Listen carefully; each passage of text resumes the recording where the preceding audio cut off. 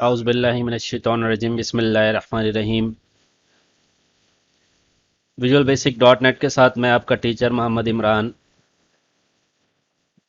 आज हमारा lecture number 13 है और इस लेक्चर में मैं बात करूंगा नेस्टेड इफ देन एल्स पे। सबसे पहले अब देखते हैं सिंटैक्स। आप सिंपल इफ देन एल्स के सिंटैक्स से वाकिफ हैं। लीजिए मैं आपके सामने लिख भी रहा हूं। ये जो आपको नजर आ रहा है इस वक्त स्क्रीन पर, ये सिंपल इफ देन एल्स का सिंटैक्स है।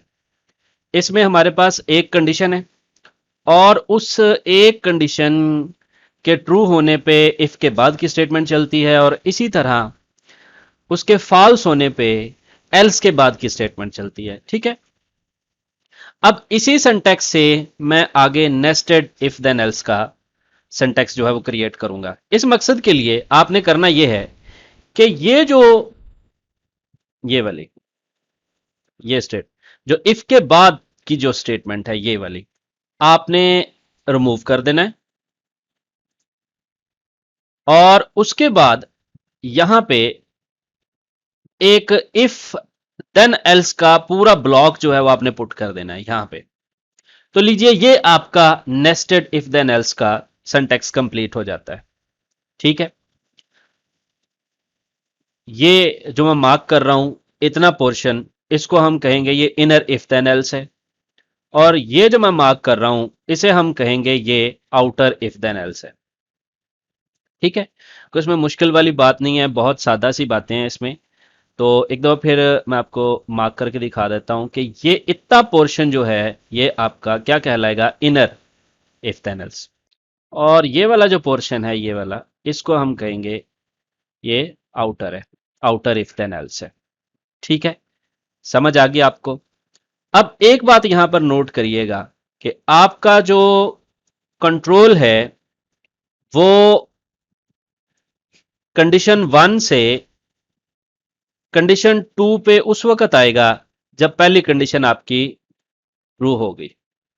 ठीक है, जब कंडीशन आपकी पहली ट्रू होगी तो आपका कंट्रोल कंडीशन 1 से कंडीशन 2 पे आएगा। ठीक है, और अगर आपकी कंडीशन 1 ही फॉल्स हो जाती है, लेट्स सपोज ये फॉल्स हो जाती है, तब हमारा कंट्रोल कंडीशन ट्रू पे नहीं आएगा बल्कि जो ये आउटर एल्स पार्ट है, ये वाला आउटर एल्स पार्ट, इस पे हमारा कंट्रोल जो है वो चला जाएगा। ठीक है, ये बात समझ आ गई आपको। चलिए आगे बढ़ते हैं।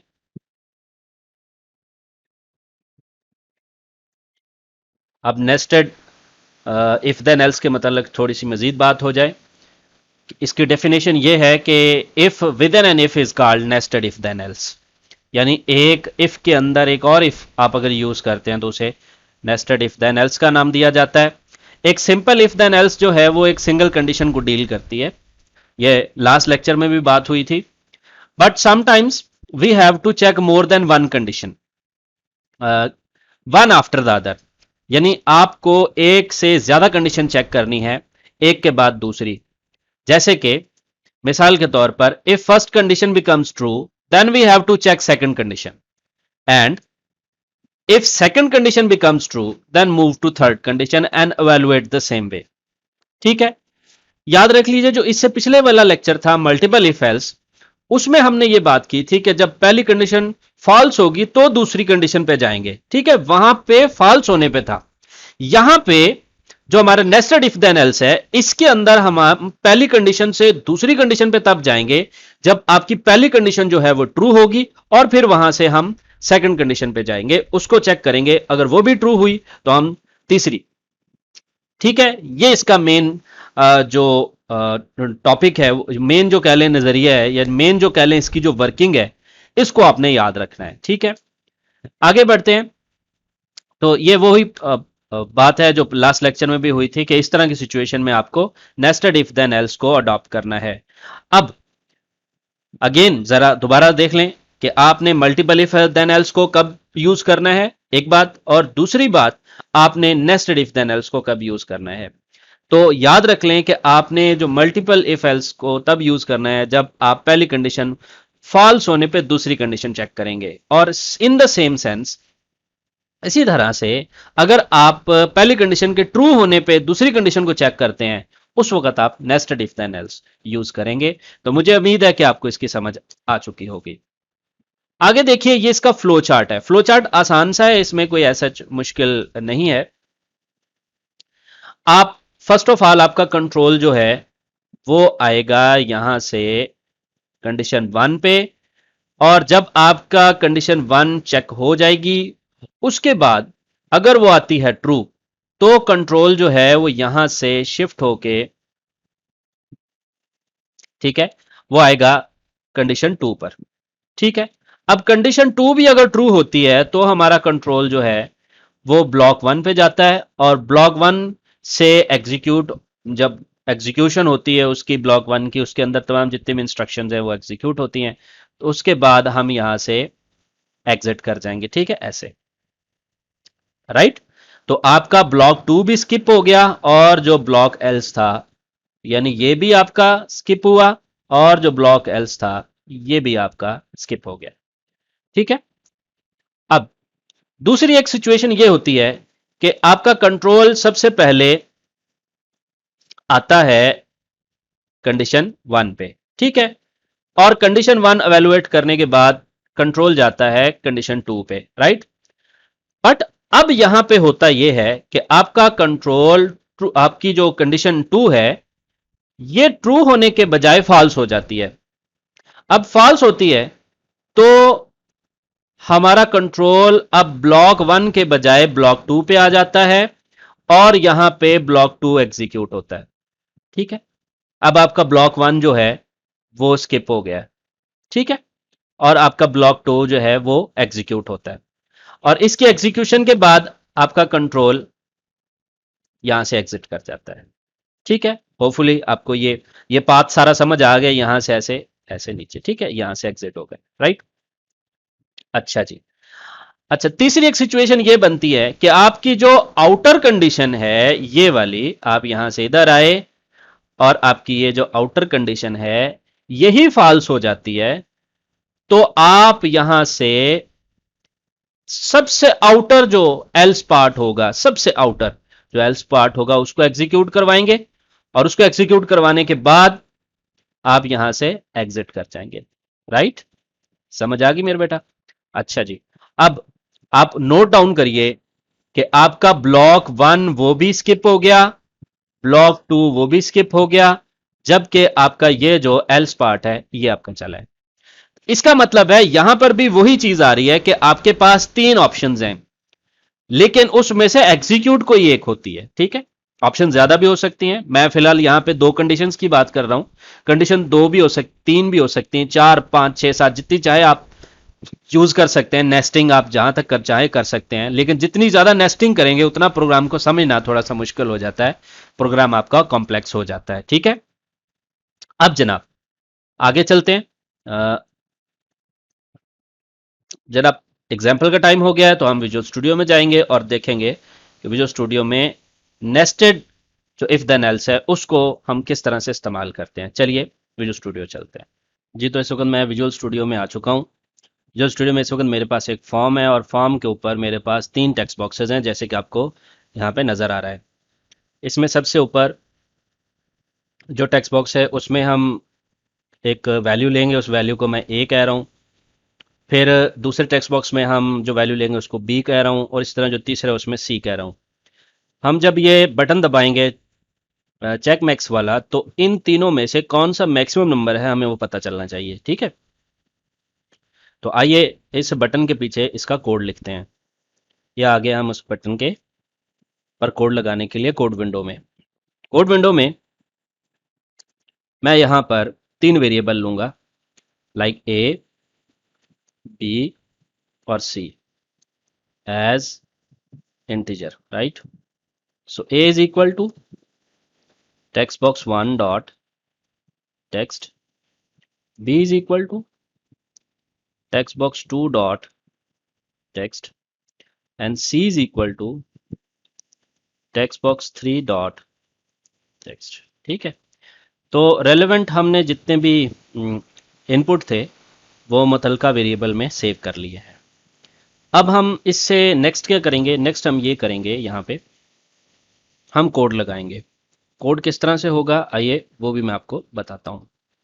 सबसे पहले आपने लिखना है इफ़, और उसके बाद लिखना है if A less than sorry greater than B, then और then if A greater than C, then message box, मेरे ख्याल में हम मैसेज बॉक्स में ही आउटपुट दिखा लेते हैं। मैसेज बॉक्स में मैं कहता हूं then A is maximum, bracket बंद कर दी, इसका एल्स पार्ट होएगा और इसमें मैं मैसेज बॉक्स दिखाऊंगा। इसमें मैं मैसेज बॉक्स में लिख रहा हूं सी इज मैक्सिमम, राइट। अच्छा, इसके बाद थोड़ा स्क्रॉल डाउन कर लेते हैं इसको। अच्छा जी, इसके बाद जो आपका यहाँ पे ये इनर इफ यहाँ पर ख़त्म हो रहा है, इसके बाद ये आउटर का एल्स आ जाएगा, ठीक है। इसके साथ मैं एक और इफ यूज करूंगा और मैं लिखूंगा if B is greater than C, then, और उसके बाद आपने यहाँ पे मैसेज बॉक्स दिखाना है। आपने कहना है कि बी इज मैक्सिमम